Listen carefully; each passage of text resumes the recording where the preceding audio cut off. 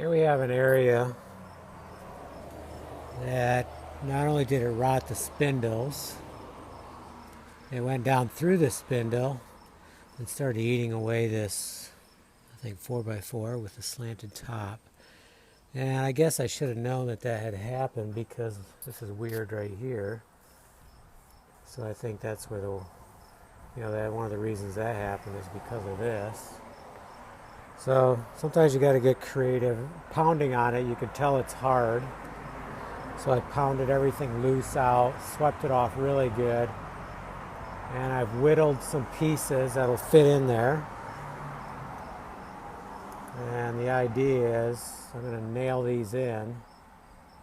And I might even put a little one right here. I'm not sure, maybe that's too much. Yeah, no, that fits.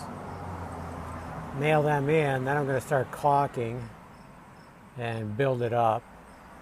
Because there's no need to try to replace this.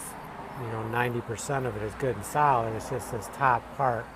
There could be some damage there, but I don't really see it. But we do have to change these spindles, so we'll be building new ones there.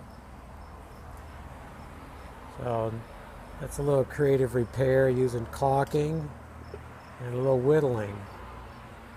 And it will work, and that caulking is latex paintable caulking. It's, I think, 45 year, and it really is strong stuff.